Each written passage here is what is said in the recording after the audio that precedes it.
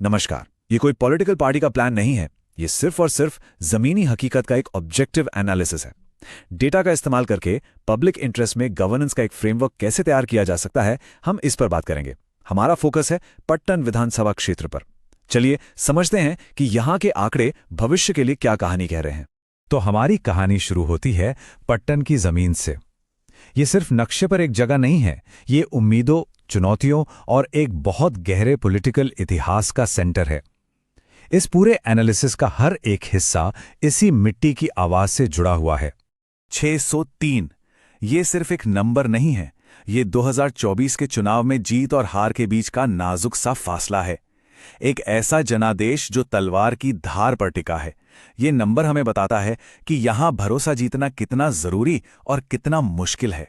तो आज हमारी पड़ताल इन पॉइंट्स के आसपास घूमेगी। हम पट्टन की चुनावी पहेली से शुरू करेंगे, फिर वोटर्स की आवाज सुनेंगे, जनादेश के पैटर्न को समझेंगे और आखिर में भरोसे पर टिके गवर्नेंस के एक ब्लूप्रिंट पर बात करेंगे जिसका मकसद सिर्फ पॉलिटिक्स से कहीं ज्यादा बड़ा है। तो पट्टन की ये पहेली आखिर है क्या? देखिए, 2024 का नतीजा एक उलझे हुए सवाल जैसा है जिसका जवाब आंकड़ों के आईने में छिपा है। ये एक ऐसे मैंडेट की कहानी है जो बहुत ही नाजुक बैलेंस पर खड़ा है। ये चार्ट देखिए, ये उस पहेली को बिल्कुल साफ कर देता है। नेशनल कॉन्फ्रेंस को मिले 42.5% वोट और Jammu and Kashmir people's conference को 41.7%। फासला 1% से भी कम। इसका सीधा मतलब है कि वोटर किसी एक पार्टी के पीछे आंख बंद करके नहीं खड़ा है। यहां हर एक वोट की कीमत है। तो चुनावी नतीजों के क्या से अब हम क्यों की तरफ बढ़ते हैं। राजनीति सिर्फ नंबरों का खेल नहीं है, ये लोगों की उम्मीदों और उनकी परेशानियों से चलती है। तो पटनर के लोगों की असली आवाज क्या है, जमीन पर लोग क्या कह रहे हैं। इस हीट मैप को गौर से देखिए। सबसे बड़ी चिंताएं क्या हैं? युवाओं के लिए रोजगार की कमी और विकास का अभाव। इसका मतलब यह है कि ये चुनाव बड़ी बड़ी आइडियोलॉजी पर नहीं बल्कि रोजमर्रा की बुनियादी जरूरतों पर लड़ा गया था।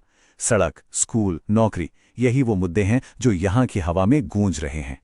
हाथ में डिग्री है पर भविष्य में कोई काम नहीं, ये सिर्फ एक वाक्य नहीं है, ये पट्टन के अनगिनत नौजवानों की हताशा की आवाज है। ये उस डेटा को एक इंसानी चेहरा देता है जो हमने पिछली स्लाइड में देखा। ये सिर्फ एक आंकड़ा नहीं बल्कि एक पूरी पीढ़ी का दर्द है। और यहीं पर हमारे संवैधानिक मूल्य, हमारी कॉन्स्टिट्यूशनल वैल्यूज बहुत जरूरी हो जाती हैं। हर व्यक्ति की गरिमा, उसकी डिग्निटी और अपनी बात को जिम्मेदारी से रखने का अधिकार, यही एक हेल्दी डेमोक्रेसी की पहचान है। जब युवा नौकरी की चिंता जताते हैं तो वो सिर्फ शिकायत नहीं कर रहे होते, वो अपनी गरिमा और एक बेहतर भविष्य के अधिकार की मांग कर रहे होते हैं। चलिए अब जरा आंकड़ों की मदद से वक्त में पीछे चलते हैं, ये समझने के लिए कि पट्टन में वोटर्स का बिहेवियर कैसे और क्यों बदला है। अतीत के पैटर्न हमें भविष्य के लिए क्या संकेत दे रहे हैं। ये टाइमलाइन पट्टन के पॉलिटिकल सफर की पूरी कहानी कहती है। 1987 के 82% टर्नआउट से लेकर 2002 में सिर्फ 41% तक की गिरावट, जो एक गहरी निराशा का दौर था। लेकिन हाल के सालों में वोटिंग में एक जबरदस्त उछाल आया है। ये कहानी है डेमोक्रेसी में विश्वास के टूटने और फिर से जुड़ने की। ये चार्ट उस बदलाव को और भी साफ दिखाता है। 2014 के मुकाबले 2024 में वोटिंग करीब करीब 10% बढ़ी है। ये सिर्फ एक नंबर नहीं है, ये उन नौजवानों और महिलाओं की कहानी है जिन्होंने बॉयकॉट के दौर को पीछे छोड़कर लोकतंत्र में अपनी आवाज को फिर से बुलंद किया है। ये एक नई उम्मीद का इशारा है। तो एनालिसिस के बाद अब बात करते हैं समाधान की, और इसकी शुरुआत होती है सबसे जरूरी चीज से, एक ऐसा नेता जो जनता का विश्वास जीत सके। तो वो आइडियल कैंडिडेट, वो आदर्श उम्मीदवार कैसा होना चाहिए? देखिए, आइडियल कैंडिडेट किसी पार्टी के टैग से नहीं बल्कि 3 खासियतों से बनता है। पहला, विश्वास, एक साफ सुथरी छवि और सेवा का रिकॉर्ड। दूसरा, जीतने की काबिलियत, जो युवाओं से कनेक्ट कर सके और समाज को एक करे। और तीसरा, आइडियोलॉजी, जो कट्टरता पर नहीं बल्कि सिर्फ और सिर्फ विकास पर फोकस्ड हो। एक लोकल चेहरा जो बदलाव का प्रतीक बने। अब हम उस स्ट्रैटेजी पर आते हैं जो इस पूरे एनालिसिस का निचोड़ है। एक ऐसा ढांचा जो जमीन से जनादेश बनाता है। हम इसे चतुर्मुख सिद्धांत कहते हैं, द फोरफ्रंट डॉक्ट्रिन। आइए इसके 4 पिलर्स को एक एक करके समझते हैं। पहला मोर्चा है चुनावी मोर्चा। यहां स्ट्रैटेजी का बेस कोई नेशनल आइडियोलॉजी नहीं, बल्कि पट्टन के लोकल मुद्दे होने चाहिए। कैंपेन का हर वादा, हर शब्द जमीन की हकीकत से जुड़ा हो, ताकि लोगों को लगे कि ये उनकी अपनी लड़ाई है। दूसरा मोर्चा है संगठन का मोर्चा। देखिए, सिर्फ भाषणों से चुनाव नहीं जीते जाते। इसके लिए बूथ लेवल पर एक मजबूत ऑर्गेनाइजेशन चाहिए, एक ऐसा नेटवर्क जो वॉलंटियर्स की एनर्जी को सही डायरेक्शन दे और हर दरवाजे तक पहुंच सके। तीसरा मोर्चा है रिसोर्स मोर्चा। इसका मतलब सिर्फ पैसा नहीं, बल्कि रिसोर्सेस का स्मार्ट इस्तेमाल है। डेटा का इस्तेमाल करके सही वोटर्स तक पहुंचना और सेवा के छोटे छोटे कामों से गुडविल बनाना, जैसे हेल्थ कैंप जैसी पहले लोगों में बहुत गहरा भरोसा पैदा करती हैं। और चौथा, सबसे जरूरी मोर्चा है कथा का, यानी नैरेटिव का। पॉलिटिकल बातचीत को खोखले वादों से हटाकर पूरे किए गए कामों और ठोस प्रोग्रेस पर फोकस करना।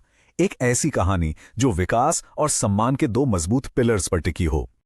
ये स्ट्रैटेजी सिर्फ कागज पर नहीं है, इसे लागू करने का एक टाइम बाउंड प्लान भी है।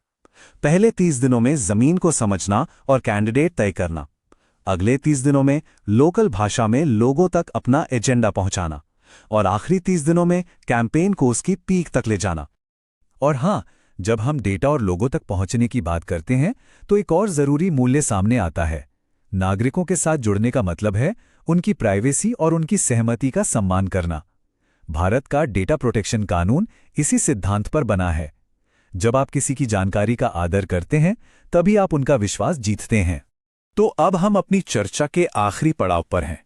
देखिए, चुनाव जीतना मंजिल नहीं है, ये सिर्फ एक पड़ाव है। असली मकसद है असरदार और जन केंद्रित शासन, पीपल सेंट्रिक गवर्नेंस। स्ट्रैटेजी का आखिरी लक्ष्य सत्ता नहीं, सेवा होना चाहिए। ये सवाल इस पूरी चर्चा का सार है। अगर शोर किराए पर मिल सकता है, तो जीत कैसे कमाई जाती है? भीड़ और नारे खरीदे जा सकते हैं, लेकिन भरोसा सिर्फ कमाया जाता है, और सच्ची जीत भरोसे से ही मिलती है। If you want to become a people-centric leader and uplift your constituency, get in touch with blueprintstrategies.ai at mgr@blueprintstrategies.ai or call 0080 4204 1602. Purpose beyond politics.